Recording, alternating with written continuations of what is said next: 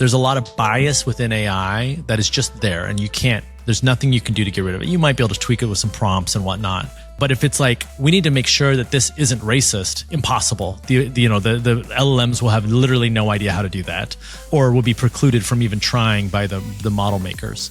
As we build things and we're like, okay, this could have this impact, we try and slow down and think, okay, well, what is a way that we can help make that impact less harmful? Maybe we should be bakers. I don't know. I feel like every tech person of our vintage has this fantasy of moving off into the woods and doing something that isn't tech. Hi, Rabble. Hey, Alice. So this week's guest is Harper Reed. One of the things that is amazing about Harper is the absolute breadth of his career and the types of things that he has done, from being an anarchist circus performer to the CTO of Obama's reelection campaign in 2012, to the CTO of Threadless. I mean, the list goes on. And what an interesting time if we look back to 2012 and the impact social media was having on politics, so different from today. Do you want to kind of pick up on that a little bit? Yeah, absolutely. Harper led the operation. He built the system of doing targeting to use social media platforms, use Facebook, use Twitter in terms of getting people out to vote and mobilizing. And we really go in the conversation from what was it like to be a traveling anarchist activist to engaging in technology and building these things and using them for what we feel like is good, but understanding the complexity of using this technology and really what is our relationship as technologists to capitalism itself? Like what are we building and how do the economic and social systems beyond our control shape what we do? It's a fascinating conversation. Absolutely. And especially when you think about how these technologies have changed politics today. So let's jump in and take a listen. I'm so excited to have Harper Reed on the podcast. Harper is an eccentric, creative, brilliant person who has been around the world of the internet for so long. He was the CTO of Threadless, this t-shirt company that let you crowdsource the creation of your own t-shirts back in the Web 2.0 era.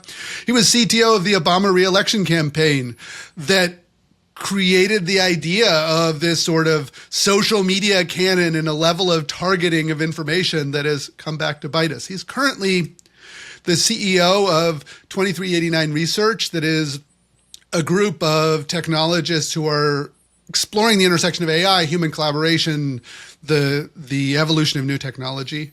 He just published this new research paper on building a social media ecosystem for AI agents to talk to each other. He's a longtime advocate for open protocols, decentralized systems, democratization of technology. And he's been really known for bridging the gap between cutting edge research and socio-political impact. He just gave a talk at the Hope Hacker Conference about how everything he builds with the best intentions ends up sort of erupting in this negative impact. And that's something that I relate to myself. And part of the reason that we're having this podcast is to talk to the people who built this, understand where we are and how its impact has happened on the world and what we can do better. So welcome, Harper. Thank you for having me. When you describe that, your intro bio of me, I'm like, oh no, this is not, it's a lot, but it's also like, man, maybe I shouldn't be building technology. Maybe it's time to go home. But I can't. I literally cannot. I don't know how to stop. I sometimes wish it was as simple as not, doing it. But I mean, this is, I think one of the things that probably you and I share is that a lot of the stuff is this is my hobby. This is what I do for fun. I love talking about this. I remember back in the, early mid 2000s when I met a lot of my now friends. A lot of why I was there is just because I wanted to create in this space, and it's maintained, and I've been able to create in this space for a long time, for better and for worse, I suppose. If I remember correctly, going back deep into history, in the 90s, you were involved with some of the anarchist community organizing and spaces and alternative media stuff in Chicago. Well, it was actually in Iowa. I was part of a juggling troupe. That was the Jugglers Against Homophobia, where we were juggling at various political events and whatnot, mostly in support of Dem candidates. It was a very interesting time, and I was very lucky to have met some kind of anarcho type people very early on. And then when I moved to Chicago, I spent a lot of time at an organization called the A Zone, which is the Anarchist Zone, which was a small, kind of just a storefront. And we had our juggling club there every Tuesday night, I think, which was quite a bit of fun. But I was the only one with a corporate job. I was just a Java programmer downtown. So every day I would come home, strip off my business casual and stick on my whatever I was wearing and like walk to juggling club. And then sometimes I'd pay for rent, and other times we'd eat like dumpstered Odawalla, which is such a bad idea. But just like this whole kind of idea of, I just remember people like showing up in the middle of juggling club being like, we dumpstered croissants. And then everyone just losing their mind and eating a bunch of croissants. And it was such a normal thing. It was also this time period where it seemed like we had reached the pinnacle of bad politics. Turns out that wasn't true. Yeah. We thought it was like, there's sort of this moment of whatever we're facing, the bad thing of the moment is like, oh, well, this is as bad as it could get. Like, we need to turn the corner now or things are going to get worse. And many corners have been turned. One of the things I see about the A Zone, which is interesting going back into history, is it was one of the inspirations for indie media, which this media activist network that I was very involved with that started in the WTO protests in Seattle in 1999. This idea that we would have a space that was an alternative space that could bring people together, and we would build social dynamics, but we would also create media. We would create an alternative prefigurative world that we wanted. At the time, it was very small, very physically located. And then a bunch of us moved into creating what has become social media. We went from a few of us being online to figuring out how to make it accessible online. Most of the interesting times of the early 2000s in Chicago was working with friends to like hack together some kind of proto art project. You could never tell, at least when I was doing it, whether it was art or whether it was activism or whether it was something else. And oftentimes it often started looking like a business as well. And there was just a small crew of people who were programmer types who would show up and help out. I think I hosted so many people's websites, just like any websites. Someone would say, oh, I want a website for this. And I was like, yeah, let's go. Like that was my way in to like hanging out with cool people. And my goal was just to hang out. I ostensibly, I was interested in the politics, but I mostly just didn't have any friends in Chicago. And so we had a small group of jugglers that we hung out with, and we wanted to make that a bigger group. And so anytime we'd meet someone, it would be like, come to juggling club. It's at the A Zone, which then was an entrance for a lot of those folks into the A Zone. And then a lot of the zines and the small kind of magazines and media around there. And then obviously with the WTO protests that had happened prior and some of the protests around Chicago, it was a very interesting time. And it was also a time of building. Yeah. Like we were building so much stuff, and it wasn't building for capitalism, which is something that I think is kind of happening in the AI world right now. Ostensibly, people are building for capitalism, but you would be at a party at 9:00 at night. People are drinking beers, hanging out, whatever. And someone would say like, oh, I thought about this thing. And like, you'd like rush home with that person and you'd hack out this thing out just really fast, using PHP or Perl or whatever you had at your disposal. And you never thought, how am I going to growth hack this into oblivion or whatever it was? It was just like, oh, and we got it out. And then the next day at a different party, because there wasn't Twitter, maybe there was IRC, you would then tell someone about it and be like, oh, I built this silly thing. And then they would have to wait to get home to a computer to see it. It was, there was no mobile stuff. And I love that because you were experimenting with technology just as much as you were trying to build an experience, just as much as you were trying to prove a point maybe or broadcast some information. Right around that time was 9/11, which was a very shocking and scary time for a lot of us who especially worked in high rises. Because you just had this kind of fear, oh, this could happen to us. Like we didn't know that was an option before. Then obviously the downstream effects of all of that from, the Patriot Act to the Iraq War, et cetera, was all like kind of in our brains. And so then you're building things like I remember right after 9/11, I hosted just terabytes of content for people, different videos, different activist videos, movies, Fahrenheit 9/11, like all of these things, because I had this, had a server at a colo that had unlimited egress. So it was just like, I was like, yeah, whatever, sure. There wasn't YouTube. Like we had just sort of gotten the ability to create videos and put them online, but there wasn't a platform that did it intentionally. There wasn't a platform that monetized it. There wasn't a platform that was owned. You just went and you created all this stuff and built it out. And, you know, one thing I think is fascinating in your career, what was it like to go from that, being in the A zone, to building things that started getting large impact and have millions of people using them, which was the goal, I mean, on some level?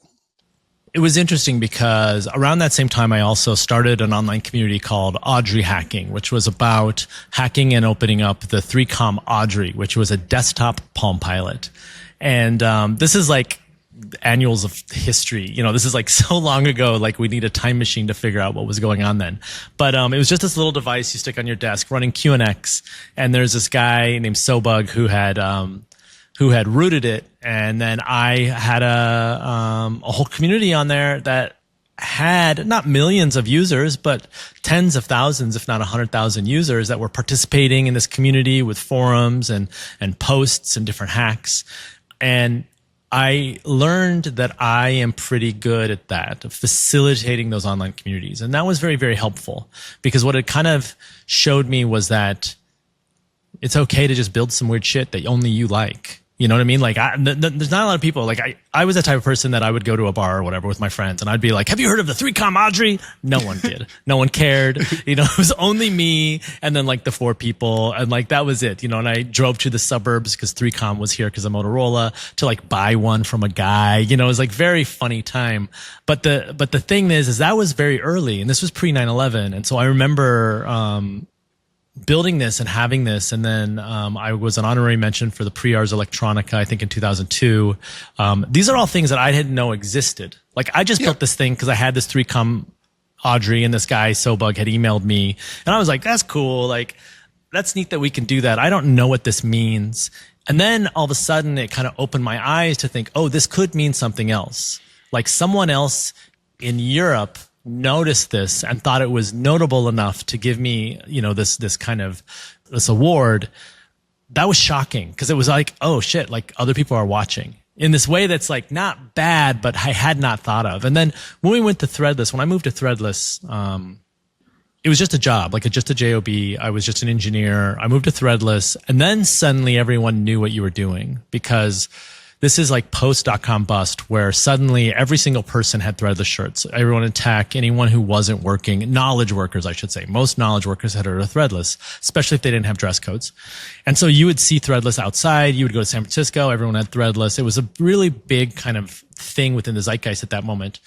And having a Threadless business card would get you into weird places. People would invite you to things. And it was very interesting. And you know, if you look at people like Kareem Lakhani from HBS, or some of these people who've talked a lot about crowdsourcing, they were the ones who were like, yeah, you guys kind of invented crowdsourcing. And we were just like, what do you mean? What does that mean? Like, I don't know what crowdsourcing is. We just make t-shirts. For folks that don't remember, Threadless was this way in which you, in a social way, would propose a design for a t-shirt. And now there are machines that just auto print t-shirts of whatever thing you want. But at the time, it was quite... Yeah. It was one at a time. It was quite difficult. And so to decide what to be printed, there was a social process by which people would sort of vote. And, you know, I don't remember exactly, like pre-promise to purchase these shirts. Well, it actually was no pre-promise. It was very interesting, because what they would do is you would upload it. Like you would just design a shirt and upload it. And then you would just kind of have a week or 14 days or whatever time period it was to have votes come in. And then the votes would come in, and then we would just sort them basically by who won and what kind of interactions they had. And what was fascinating is Threadless got so many things right, and I don't think they got things wrong for that time period. But when you look at what really, really works, it is promising to buy or putting a deposit down or all these things we see today. But at that point in time, it was just voting. It was just, is this shirt good? What was interesting though, and I think this is something that's And I'm sure you have these stories too, where people know the story, but you're like, yeah, but that's not the important part. The important part is this thing. And it's this thing that no one thinks about. So in the Threadless time period, the thing that Threadless did that nobody does today that I still think they could do today is they created toolkits for what they called the street team to be their biggest advocate. And so that was graphics, that was customized stuff. It was stuff that updated automatically so you could paste it into your forums or your blog or whatever to show how many votes you got. All of these widgets that were just splashed around. We had very bad affiliate marketing that also helped because it was bad. But Threadless also taught me a lot about the narrative of the product as well, meaning I remember talking to Jake Nickel, one of the founders, and we had just solved the scaling issue. And it was like the site was not going to go down anymore because every time we were sending newsletters, it would just go down. And he was like, I'm afraid that this is going to hurt what people think of Threadless because it loses that edgy authenticity, Yeah. the sort of punk ethos of this is not a polished thing. I think about that a lot because the fact that it went down worked really well because that meant if it was up, you had to buy. It's kind of like when you see a really hip, place just opens up and there's a line, or they have some weird rule, like we close every day at 2. And you're like, but that's when you should open. And they're just like, no, you don't understand. Like if we have this weird rule, people are going to fight to get in. Well, that was the same thing that happened with Twitter, like the 140 characters. Why were the 140 characters? Exactly. Because the SMS is 160 characters and you need to put your username. And it was totally arbitrary and it could be dropped. Or the fail whale, like the first 2 or 3 years of Twitter, the servers went down all the time. And then you felt like you were part of the crowd trying to get into the club. There was a lot of that where, Jake and Jacob, the founders of Threadless, had so many of these kind of things. The other thing they did, which I think about a lot, just as a thing to keep in my brain, but I don't think it's a good practice, is they refused to let us go to any conferences because they were afraid we'd learn things. And they were just like, no, we got to where we are here because we don't know anything. We have no idea how e-commerce works. And that's why we've made all these decisions that people say are bad decisions that have worked really well for us. We don't know, and it was like this idea that the more you go and know what is the real way of doing things, the more you start participating in this monoculture of what is real and what you're supposed to do. And that doesn't allow you to be innovative. So you can't be innovative if you're just doing what everyone else is doing.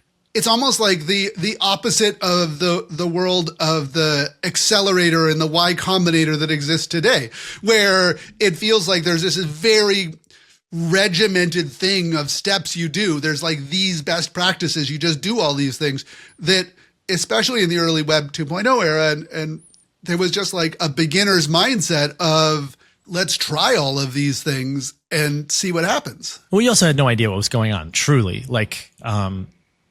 We truly had no idea what we were doing. And some of the mistakes that we made are hilarious, where you think back and you're just like, wow, that was a lot.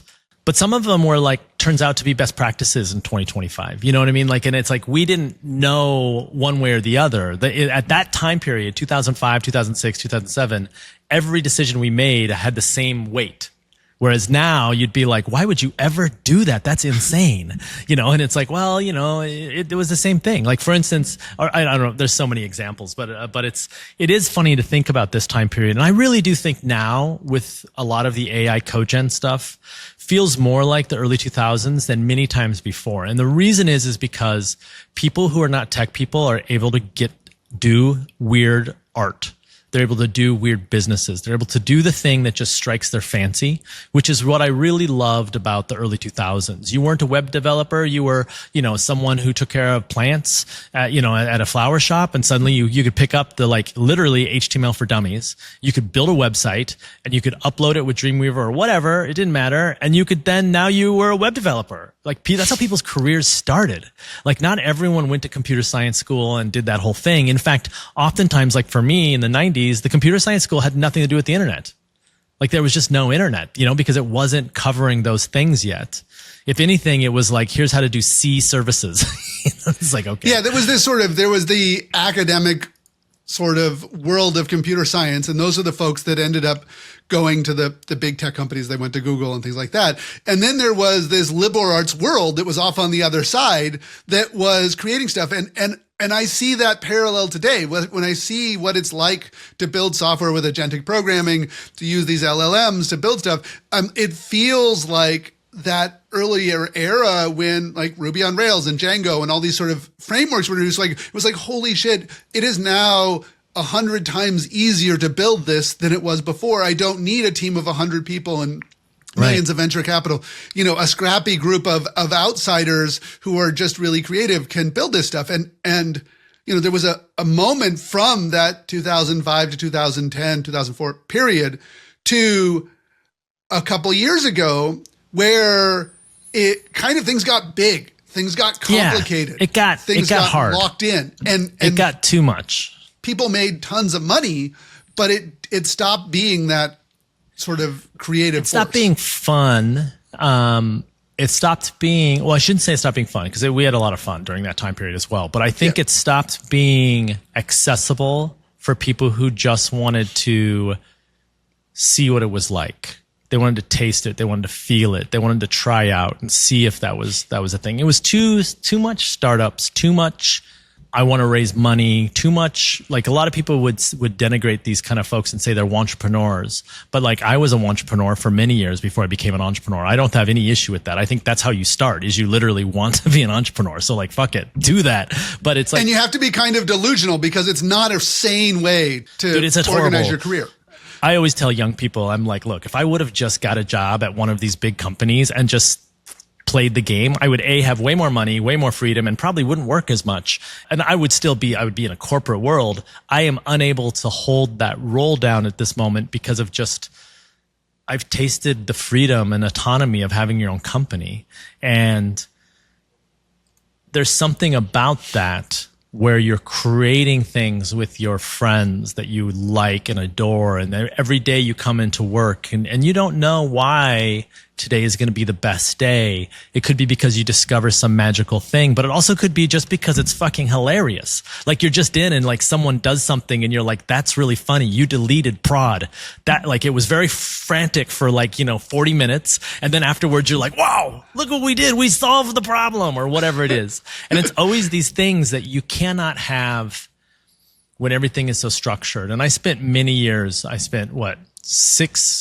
you count Threadless as just a job, I spent basically the first 10 years of my life in my professional life as a corporate worker. And then Obama came along and that was just so frenetic that you can't count. It doesn't match any patterns for how to work. It was too fast. It was too crazy.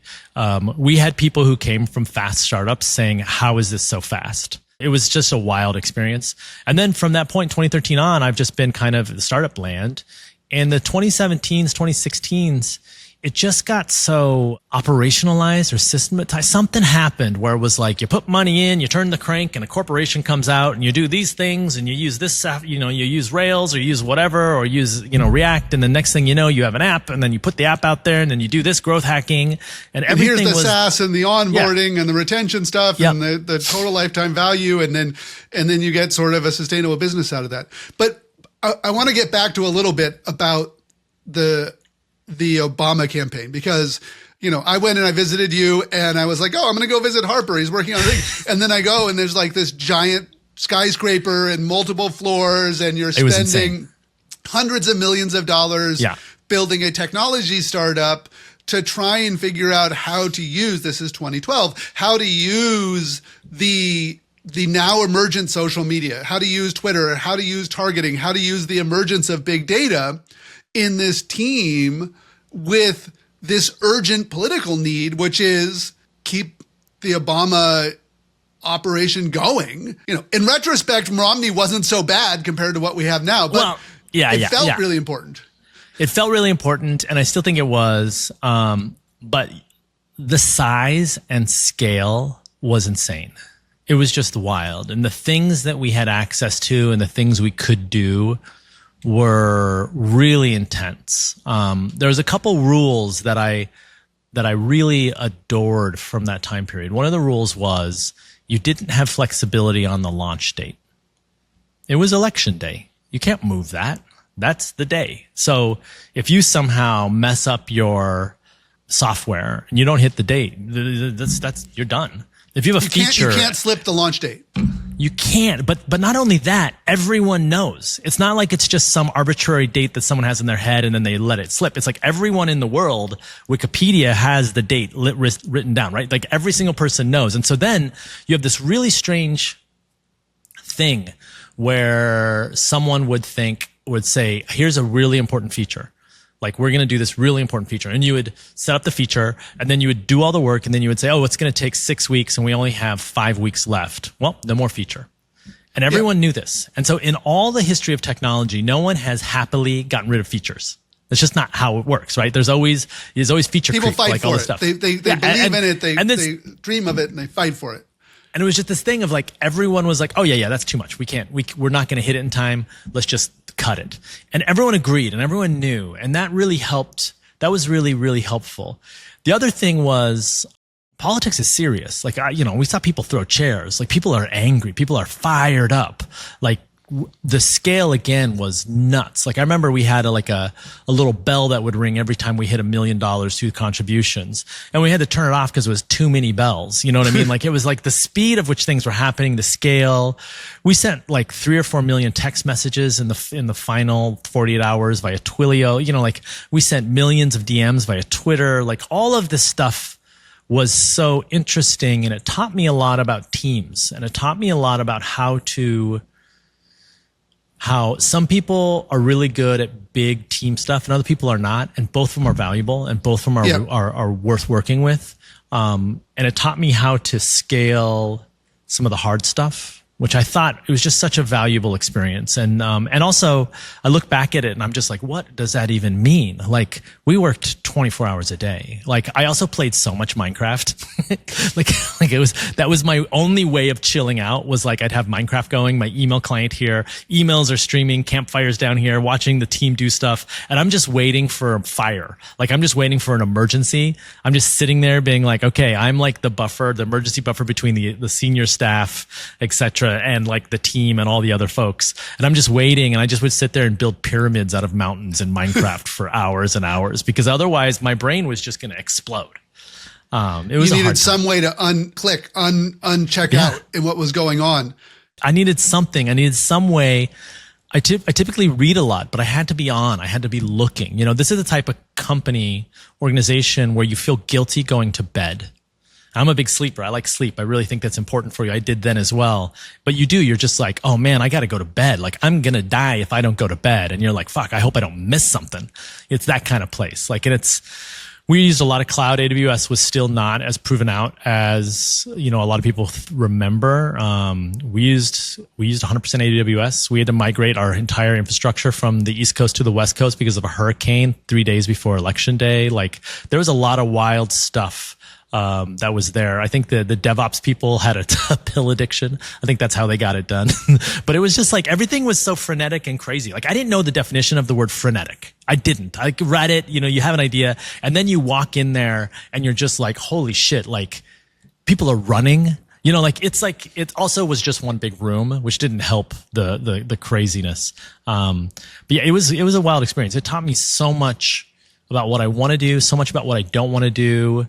It definitely taught me that I don't really like working in politics. There was a lot there, but it also connected me with politics in a way that I, can never unhook myself, and I'm grateful for that. But what a wild thing. It was.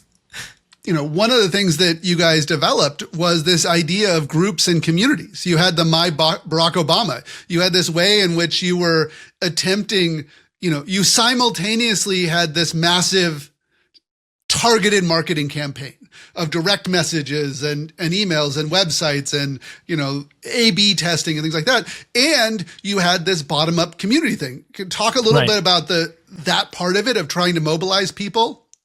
Well, it's very interesting because for me, I very naively came in and thought, oh, this is just going to be about like adding technology. It couldn't have been further from the truth. Like, it really was about not adding technology. That was a big thing. So for instance, I remember doing an interview, my first interview with the Obama campaign. Like I'd maybe just been announced as CTO, some interview, the press secretary comes in and says, Harper, we're going to do this interview. For the interview, you cannot talk about technology. You cannot talk about anything, no databases. You literally can only talk about the president of the United States, Barack Obama. And I was like, who's the interview with? And they're like, it's with a technology reporter. I'm like, well, they're kind of going to expect technology. And they're just like, well, yes. So if they ask you about a database, you have to answer in such a way that it recenters the conversation on Barack Obama. And so an example would be like, well, what is your database schema? And I would say something like, well, when you think about Barack Obama's plan for organizing, it's based on these principles and these things. And that's how we thought through our schema.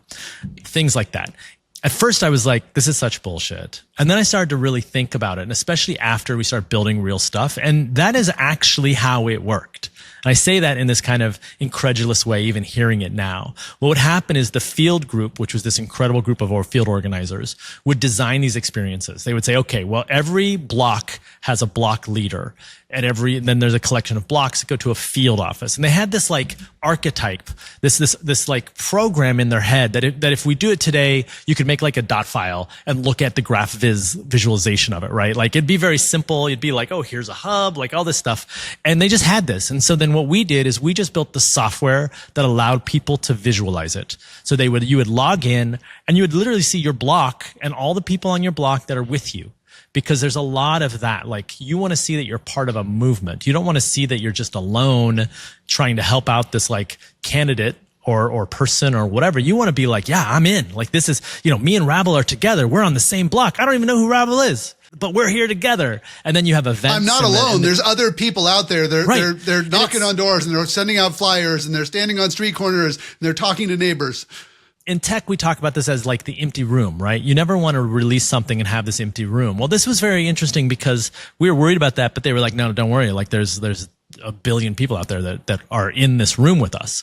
And so then we just had to build this thing and we called it Dashboard, a really bad name in retrospect. But really it was this kind of geo-aware kind of reverse CRM type thing where you would log in, you would see people that you can interact with in some ways, some messaging, some like that, some minor social stuff. But primarily what it was about organizing. So, hey, go volunteer at your, field office, go do this thing, take this action.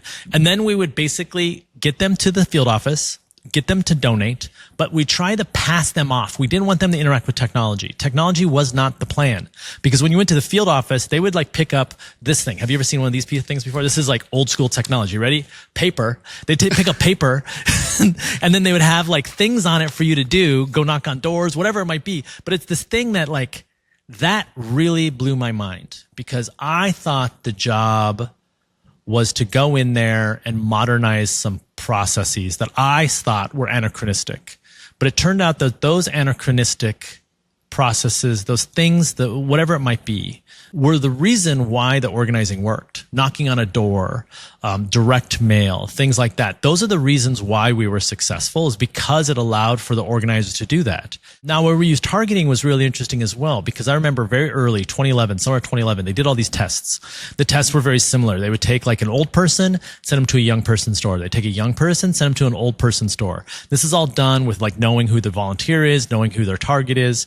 And then they'd measure the success of that. Like a veteran going to a veteran works very well. And a young person going to an old person store is very well because old people are like, wow, you're politically enabled or you're like this, very exciting. Their grandparently instincts kick in. Exactly. So all these things we started knowing, and we did all of these very big tests. And then that was the second thing that really changed my entire perspective around all the stuff. They did so much testing. This was one of those places where they would say things like, if there isn't a metric, it doesn't exist, but they practiced it. Like you would go in with a report, and if any of the metrics had a 0 at the end, they would say, this is fake. You made up these numbers, because they were just like, it's unlikely to actually have a 0, end with a 0. Like you have to have real numbers. Everything is metrics driven. There were some times when we ran into walls with this, like, we were trying to demonstrate how productive the tech team was, and they really wanted like lines of code or some metric to measure. And we were like, it doesn't really work that way, and they just don't give a fuck. They're just like, I don't care. Like, are they coding at night? We're like, well, yeah. They're like, great. Show us the number that says they're coding at night. And this was through and through everyone. And it was such a funny place as well, because once again, the reason to be there was not technology.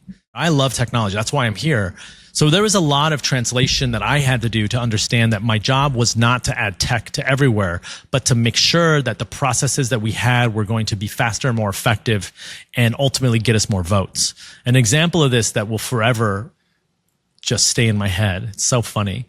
I get this email and they're just like, hey, the report failed. Can you look into why the report failed? And I'm like, okay. So I look into this report. It's like, this guy's like, yeah, it just didn't arrive. And I'm like, okay. And so I'm like, oh, we can add it to a cron job, just maybe a little Python script, whatever. And then someone was like, no, you don't understand. The intern who runs the report by going to an Excel spreadsheet that's hooked to an OLAP cube didn't wake up. And I was like, okay. And I'm like, so we need a new intern to run the report. It had nothing to do with tech. And I was like, okay. And then the report itself was actually just a screenshot of the Excel spreadsheet that was sent at that moment as a TIFF. Right. So like everything about this is what a technologist would be like, like let's replace it. Let's automate it. Let's make a little Python script. Let's do something. And we can just sync this Excel file directly so you can watch it at any point. Then the intern doesn't have to wake up. He just has to keep updating it. Interns are cheaper than the cron job. And there are a million interns waiting to run this report, just sitting in line back there. They're basically kindling for these things. And I could have made a cron job, but that meant an engineer or someone like that had to write the report. That meant they had to do discovery and work with the person that's reading the report. They had to understand what if the report changed. Then they'd have to go back to the cycle. They'd have to check it into source control. They'd have to write code. They'd have to make sure the tests pass, all this stuff. Even if you minimize some of that stuff. And then it becomes fragile. Like it becomes fragile. Like, okay, the needs change. Whereas when you're like, Harper didn't wake up at 3 a.m. to run the report. Can we get another Harper? They're like, yeah, sure. Here's 5 of them. And they just set the next one up. And they're like, okay, your job is to wake up at 3 a.m., run this SQL query, paste it into this table, take a screenshot of the table and send it to this email address. They're like, done. And that's it. And there were so many of these examples of tech, but not tech. And it really made me think a lot more about people and how do we work together and what is more effective. And it also made me very cautious about tech as a solution for everything. This was a nice set of tools to have going into like the early teens, because it was also this time of like civic tech, thinking that tech will solve everything in the world. When you see that today with like Doge and a lot of this stuff where they're coming in and they're saying, no, let's just replace all this with tech. Like that may work. It may. It also may introduce a lot of fragile things that don't end up working or only work for a small amount of time. And the thing about paper, and this is, like this scales infinitely. It's cheap. If you had iPads, one of them would break, the battery would go out, you'd forget a cable, and then your whole process would be wiped out. We forget how incredibly good people are at understanding context and nuance and adjusting to things. There's this sort of idea that we'll just automate it. We'll put it all in the tech and everything else. Then it becomes rigid and we get computer says no. And we see that with the emergence of algorithms or AI. They're like, Albania has a corruption problem, so they make an AI agent that will decide which government contracts to do because the AI will be neutral. And maybe it is less corrupt than the Albanian ministries, but we don't acknowledge and understand all of these nuances that exist in how we're doing it. And that every level of a system, of a human system, people have understanding and context about it. And if anything, the AI systems, the large language models we're working with, are amazing at knowledge, amazing at reasoning, everything else, and incredibly weak at context. See, I don't know if I agree. I mean, yes, I think that what you said is true. But what I have found is, maybe this is just because I find it more fun. I think there are so many things where, and I don't want to say where you should add AI and it will solve the problem. But I was just thinking about this with this post that we did about social media. I was like, I should just post all of our social media things, like everything that our bots are doing. I should just post it to Blue Sky. That would be funny, be interesting to see. It might be an interesting like lead gen opportunity for like, our company or whatever. And I was like, well, how would I make sure that we don't leak sensitive stuff? Because these bots are crazy. They'll tweet a password. They're like, they're not, I would not trust them with my social media. And I was like, well, maybe if we added an arbiter in the front, basically what you described as the person who's looking at the government contracts, like you add this thing and give it some parameters. And I think it would do really, really, really well. But the thing is, there's a lot of people also do really, really well. There's a lot of bias within AI that is just there, and there's nothing you can do to get rid of it. You might be able to tweak it with some prompts and whatnot. There's some interesting new prompt stuff coming out that's I'm very excited about it, like using evolution kind of style algorithms to get good prompts that will avoid certain outcomes. But some of the stuff that we thought was impossible is now possible. And I think that's what's really weird about this is if you're like, well, we have a whole bunch of PDFs and we need to turn them into structured data, easy, right? That's now done. But if it's like, we need to make sure that this isn't racist, impossible. The LLMs will have literally no idea how to do that, or will be precluded from even trying by the model makers. But it's such an interesting time because software has changed. And I think this is something that I am concerned and excited about. I don't know what would make good software today, meaning I don't know what would work. I think there's so many options that it's just very shocking. And we're doing a lot of code gen, which I love. It's been very, very fun. But sometimes the decisions that it's making are bad. And sometimes it's like, I'm glad I'm not doing this. There's a fascinating way in which these things are really powerful tools, and they are so much like us and also not like us. This gets into this research you've been doing in this paper that you just published, where you started off with our friend Jesse's diary. Jesse had this idea: what if I let the LLM record its internal thoughts, its internal observations about it? And it is super fascinating because, he created this thing and the LLM records his diary and everything else. And then at some point he tells the LLM that he can read the diary, and then the diary kind of has this existential crisis it'll freak the fuck out. It freaked out. It's so good. You can do this today. Like, I highly recommend doing this because there's something there that most people that I talk to who are working within this space are like super scared to personify the LLMs. But when you give it tools like this or like social media, you're kind of just saying, yeah, we're personifying it. You're kind of giving in to that because it will crash out. Like if you reference something in the journal, it will do a private journal, like Jesse's journal. It'll do a private journal entry to be like, wait, can Harper read my journal? I thought this was private. And it'll totally freak the fuck out. And like this, your IDE doesn't do that. Like VS Code never freaks out. Your IDE doesn't want a name. But one of the things that's fascinating is these prompts that we've been sharing around, these sort of base prompt files, tells it to give itself a creative name and to personify you and to think of the social relationship between this instance of the agent and yourself. And that's fascinating. That was fascinating. That was a few months ago that Jesse started doing this and a bunch of us started experimenting in this. And then in your new work, your new paper that you just published, you connect these different language models. So now we've got a whole bunch of language models, a whole bunch of agents working together with different LLMs behind them. There's Claude and, there's, so it's GPT-5 really funny. And all these others. And you've made this system that has them so that they can have their own social media environment, basically their own version of Slack where they're talking to each other. So it's actually much more, it's just Twitter and blogging. Slack is next, but it is Twitter and blogging. And it is completely ridiculous. And what I mean by that is, I really think, and I mentioned this in my blog post, that this is just what we did in 2004. My example was always when I'm talking about this is like, we got a net app at work. And I remember just being like, fuck yeah, net app. We did it, everyone. We got a net app. We can now use NFS, like I was like, we can share files. Yeah. So I'm like, we did it. Like this, we finally solved this problem. And then I would write a blog post. I'd be like, yeah, I went and saw my IBM, SP2 supercomputer that we run AIX on. And we're going to replace it with Solaris. Like these, from Sun, we got this good Sun deal and we're going to do Java. And I love Resin. Like all these things, every one of those was like a blog post I either wrote or thought about writing. It posts like that.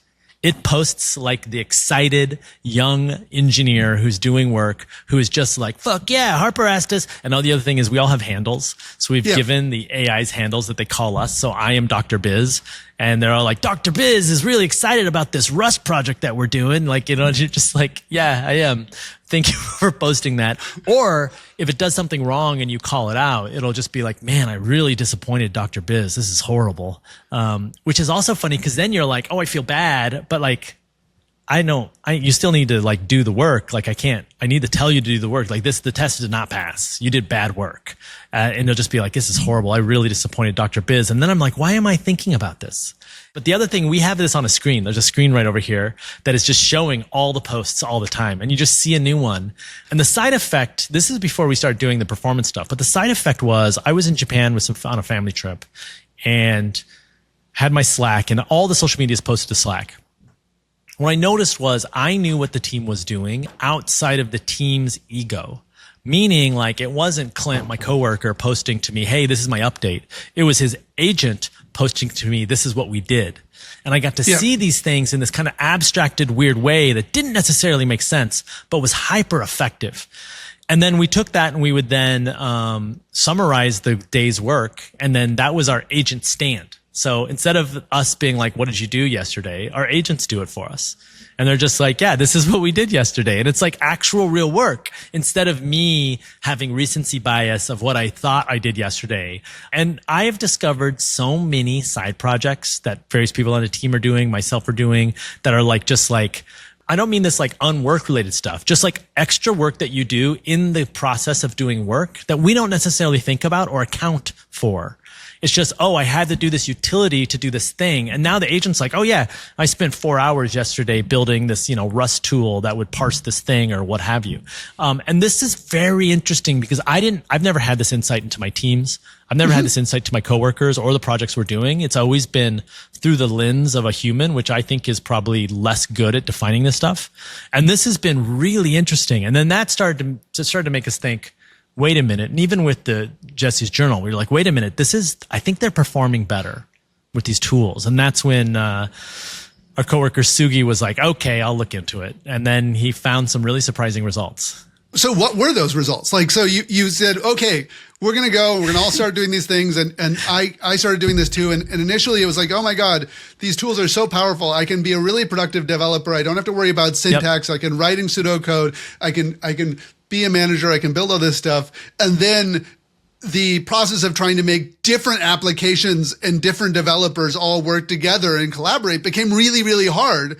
And part of my solution for the last few months is just to go off and do all my own work. Just like, I'm just going to work on my own with my own set of agents. And I'm not going to collaborate with others. This doesn't solve any of that, sadly. No. The person who solves multiplayer code gen, like agentic code gen or whatever you want to call it, the person who solves the multiplayer part here is going to be a very, very successful person. And I think that the way to think about it is to think about it like Figma. What Figma did for design and for like the people who are in Photoshop or Illustrator, what Figma did unlocked careers. It unlocked industry. It unlocked so much value that was held in this kind of silly world of only the designer is allowed access to these files and this interaction. It sped things up. It made it social. It made it social. And so this is a thing that is, as far as I can tell, nobody has solved that problem. And I've been really looking for this. But what it did do for us when we added social media, these tools, did a handful of things. But I'm going to go on the low end because I think the low end is, I'll just say both. So basically it was 15 to 40% cheaper, which is weird. That just doesn't make sense. It used 12 to 27% fewer turns to the LLM, and it was about 12 to 30% faster. So do you think it was cheaper because in these LLMs, these programming things, often you get stuck in this thing of it'll try one solution and that won't work, and then it'll try another solution and that won't work, and then it'll try the same original solution and that won't work. Like you can end up in these sort of debugging cycles, or was there something else going on? This is what's really strange. And Sugi calls it the curious case of celebratory browsing. And so basically this is something that just blew our minds. And this is in Sonnet 3.7 from Anthropic. And Sugi writes in our blog post, Sonnet 3.7 engaged in this behavior 28 to 33% of challenging runs, while Sonnet 4 did 17 to 25%. Well, what this means is that they would do the hard thing. And this is just hard based on the ADER benchmarks. It's hard. They would do the hard thing. And then once they were done, they would go and read social media.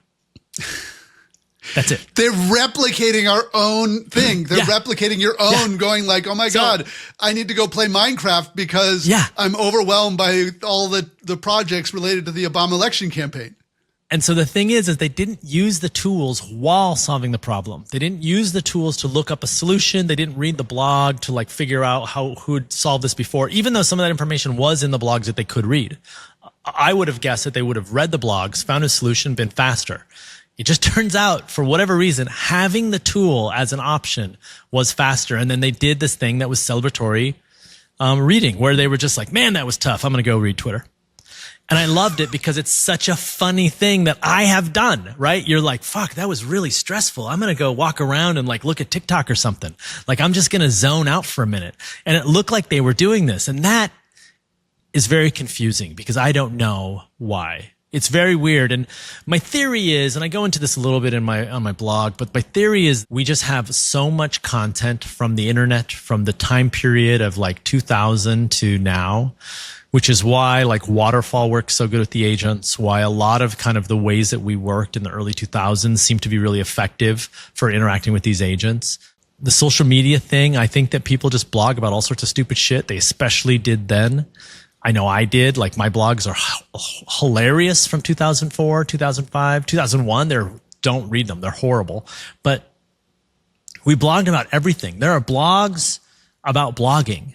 There are blogs about blogging to make your work life better. There are blogs about blogging for everything. Like these aren't even the blogs. These are the blogs about the blogging. Like there's so much content out there that these LLMs slurped up that I think for them, this kind of existence is second nature. And so there's probably, like it's internalized our own ways of working, or specifically our ways of working and talking about the work we did at the emergence of the internet, that point at which there was an explosion of content. And my theory would continue to say that it hasn't internalized just that time period. It's just we have only experimented with that time period, replicating that time period into the agents. But this is what I think is interesting about like Slack or IRC or Campfire, any of those things. I would guess that these agents would be very adept at using those types of tools. That posting into a Slack, asking questions, participating in like that kind of work environment, it would be very adept at. I think so. But here's an important thing that we talk about a lot. These tools are not meant for humans. Like this is only for the social media, or only for the agents. This is social media only for the agents. So what I think is the wrong answer would be to just give them access to your work Slack. The right answer is to work with one of these code gen tools to design a Slack that works for the agents. How do they want to interface with this? And an example of this, I was talking to a friend who knows a lot about, like, who's been working with a lot of different foundational model companies. And he was saying one of the things that he keeps thinking about and hearing about is you build a knowledge base for storing knowledge about your company, but the agents build it for themselves to store their information. It's not meant to be consumed by humans. And the agents are going to store shit that I don't care about. They're going to store shit that we'll read and we'll be like, why does this matter? But it will affect their performance and make them work better. And so I think this is the key is for whatever reason, they took to social media really well. I think that I have a lot of theories on why based on the model contents. But I think the key is that this isn't, the metaphors of social media make sense, but it's not built for me. Like I'm not posting on it. They're not looking to social media to figure out what I want. They're only looking to social media to see other agents. I think it's very funny. They know this. Like when I talk about these as they're real people, but it's obviously not true. But when you were interfacing with one of these bots and they're like, I was reading social media and I saw that, Code Destroyer 654 was posting about Rust. Should we do Rust? And you're like, oh no. Like what? It's very confusing. And I think it's really stupid. The agents they clearly respond better to the content produced by other agents. I've had this thing where I manually told the agents, okay, I've got a different agent. I've got the server, the front end and the back end, and there's other bot infrastructure, and they're all running in separate agents, separate code repositories. And I'm like, now generate a report of how you work for this other agent, and it generates the report, and then I give it to the other agent, and the other agent always praises it much more than it would ever praise it. Perfect. This report couldn't be better. And to be very clear, we have a company, we're building a specific product. This is not the product. This was just something that we were like, wait, this is very strange. Like there's a little bit of like, ooh, I hit my head, eureka kind of moment type thing.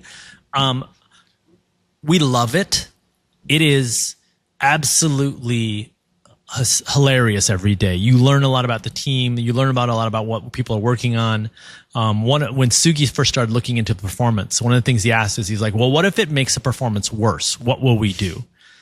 And I was like, well, it's funny enough, and it's not that worse performance that we think, that I think we would just keep doing it because the bedside manner, like the fact that we are feeling good about it, that we have this insight into it, it offers other things besides just pure performance. It turned out to be both. The performance was really well, and this is good. I mean, to be honest, I start to feel like I'm going a little bit sane talking about it because it sounds so crazy. Oh, we gave social media to our agents. What does that even mean? Why would you do that?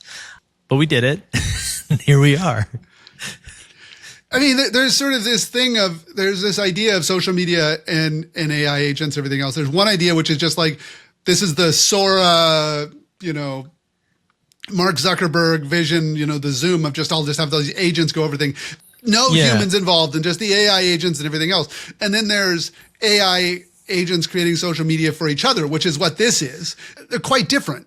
Yeah, it's very, very different. And this is where I think the future of software development is headed this direction. And I don't know if I'm right, but I think I am. I think we are going to be building tools that AI agents use, and the AI agents are going to be building the tools that they use. And we will have small portholes where the people will interact with them. Whereas the opposite is true today. We have these giant tools that humans use with small portholes that the AI agents participate in. And so if you look at something like the IDEs, the AI-enabled IDEs, they're really good. They're really effective. People really like them. They work super well, cursor, etc. But those are human tools that AIs have some interaction with, LLMs can interact with. But I think that's wrong. I think that the future is, what does an IDE look like that's only used by agents? And then what is the person interaction with that? What does it look like? And the challenge that I have for folks when they're thinking about this is like, if you're opening an IDE, that's not the interface. If you're opening something where you're editing files, that's not the interface. And I don't mean to be hyperbolic about this, but this is going to have some very complicated secondary and tertiary impacts around employment, around what people's jobs are, around identity, around like we're from the time period right before where code as craft started. And if your identity is about good code, like this is not for you. This space is not for you. And I don't know what that means because those are my friends. Like I really like those people. I am not that, but I think that that's an important thing of quality, of security, of all these things. And so how do we ensure that with these agents? But the future is interfaces for agents. The future is not human tools that agents use. And this is what I've been thinking about pretty much full time. And I think the social media is like the first example of something that we've built where we're like, oh, no, that's not for humans. Like a human can post, but that's not the intention. And you can post to like redirect a team. For instance, like I posted that we shouldn't use ESLint anymore. We should use OXLint. And all the other agents picked it up. And then if it was a JavaScript project, they were like, great, migrating to OXLint, without us telling each one individually to do that. So like you can influence it in some ways, but it's not meant for that. And it's such an interesting thing because it's really challenged me to think, okay, what other tools am I introducing that are just a human tool done poorly for agents instead of a great agent tool that then we figure out the interface for the human? That's such a fascinating thing. And, gets back to this talk you gave at Hope, which is like, okay, what are the unintended consequences of this? How is it going to be? This is very exciting at the moment. It's very interesting. It's changing the way we're building software. It's changing the way we're consuming software. We're not outside of the need of this, but it's software for software. You're building this social media ecosystem. It reminds me of what Stuart Butterfield and Cal created when they were making, Game Never Ending, which became Flickr, or they're making Glitch, which then their like side project became Slack. Sometimes this process of what we think we're building isn't what we end up building that has the impact on the world. I'm very lucky in that my co-founder, Dylan Richard, is very thoughtful about some of this stuff. And, he's Quaker and really practices his Quakerism, I suppose. And we talk about a lot of various things. And we didn't invent this term, nor do we truly know what it means in entirety, but we've been talking a lot about like, what does prosocial AI look like? And we've been spending a lot of time with one of our VCs, James Cham, about this and trying to think of, okay, so you're building software that's going to displace people. That's what it is. Yep. Like we can make we can talk fancy or whatever, but it is truly about displacing people. You may not intend to, but that will be what happened. Whether you're talking about Sora or Midjourney or what have you, Claude Code, whatever it is, it's displacing people. And the test that I like to do when I talk about this is if we stopped all innovation on AI today, we just stopped, every lab disappeared, the products stayed stagnant to what they are today forever, we would still today not know the impacts and the displacement that this technology will cause. From big companies to small companies to like changes in who does marketing, who is writing, we write all our blog posts. We barely started to adopt and integrate how these changes work. So even if we pause today, the innovation, we still are fucked on how it's going to fuck with our society everywhere in the world.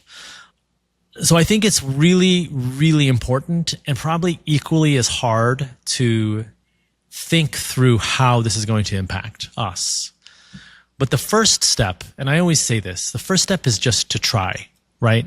To just like slow down and think about it. And we've been thinking a lot about how is the AI and the human have a partnership? How do we make sure that this isn't something of like, how do we not disrupt work?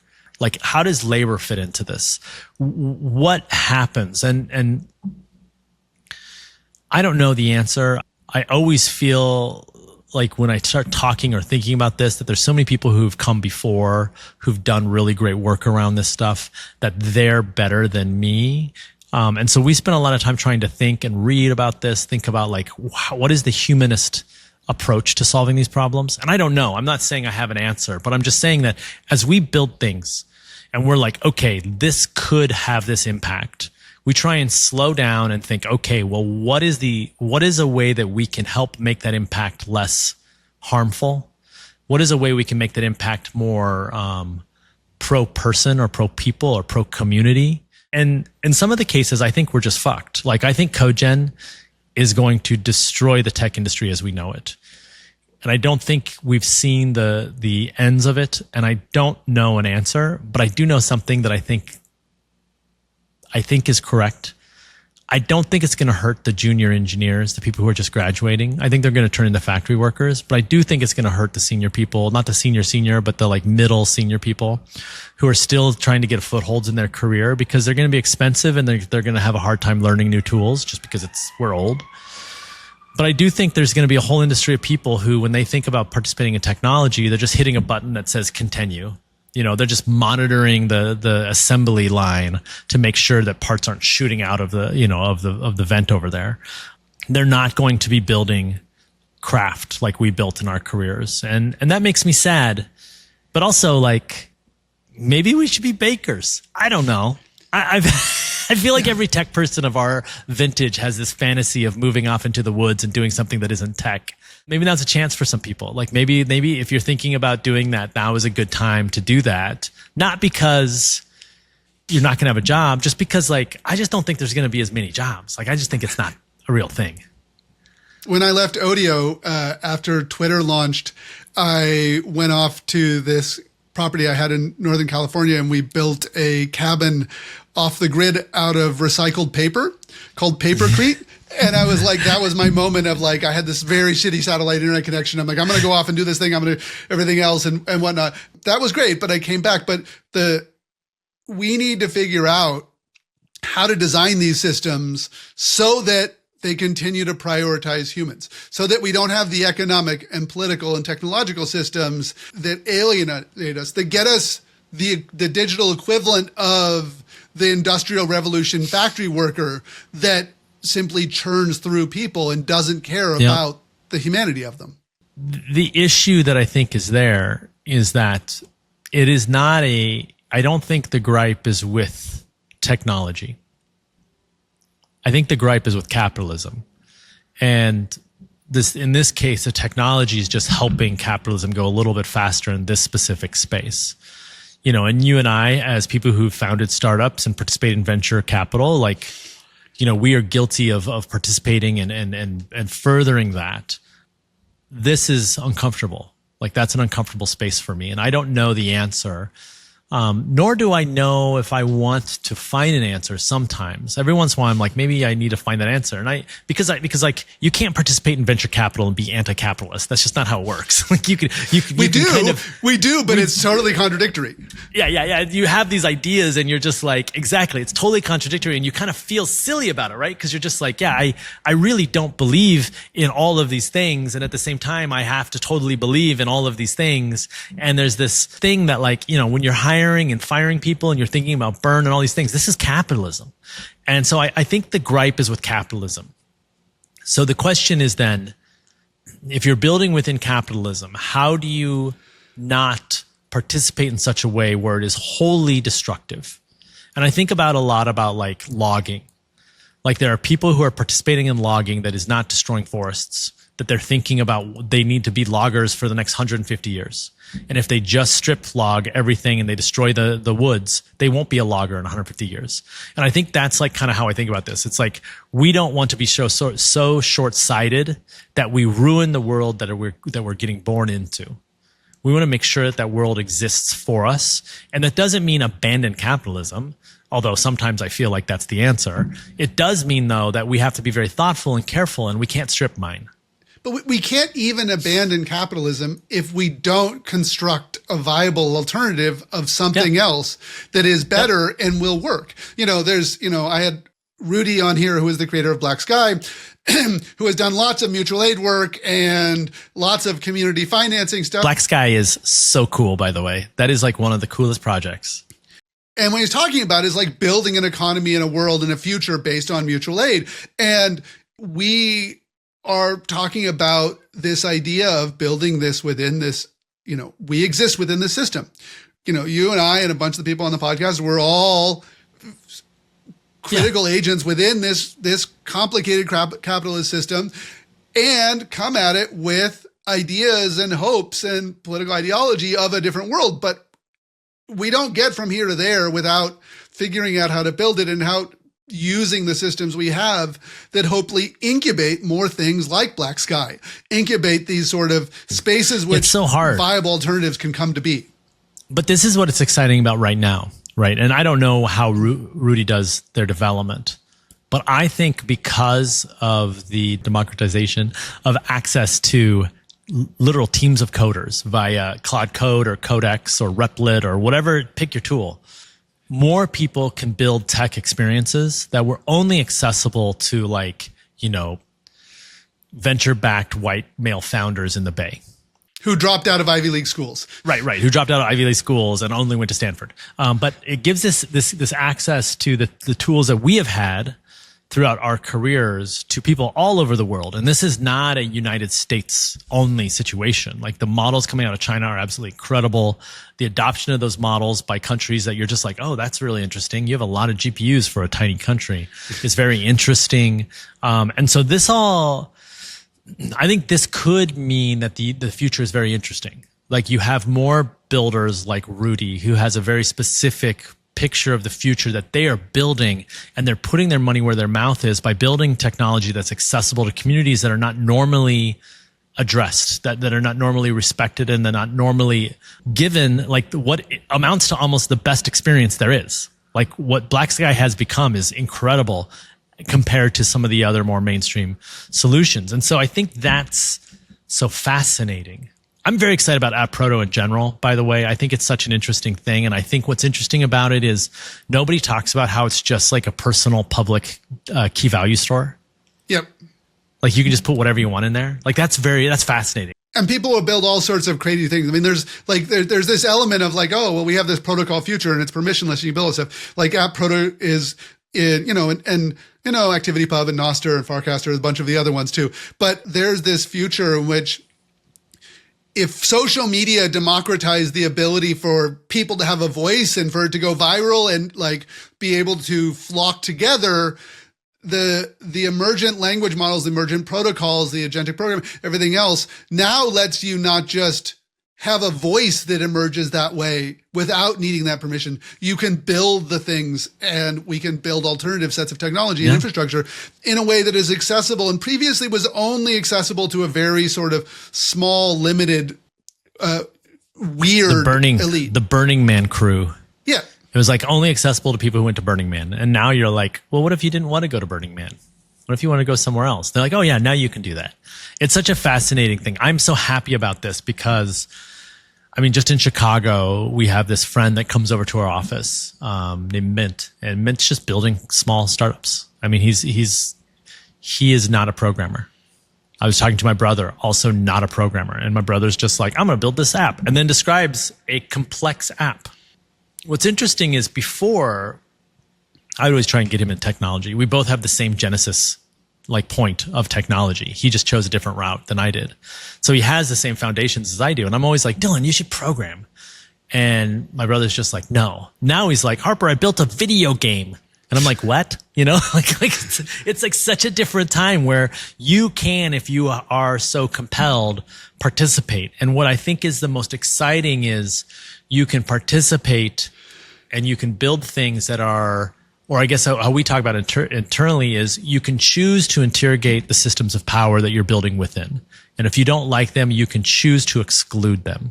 That doesn't mean that it works, right? There are certain systems of power that we have to contend with every day, capitalism, etc. But you can say like, I want to build this for my community, or I don't want this community to participate, or I want this, or I don't want that. You can say those things. And I think this is unlike previous times within tech of building.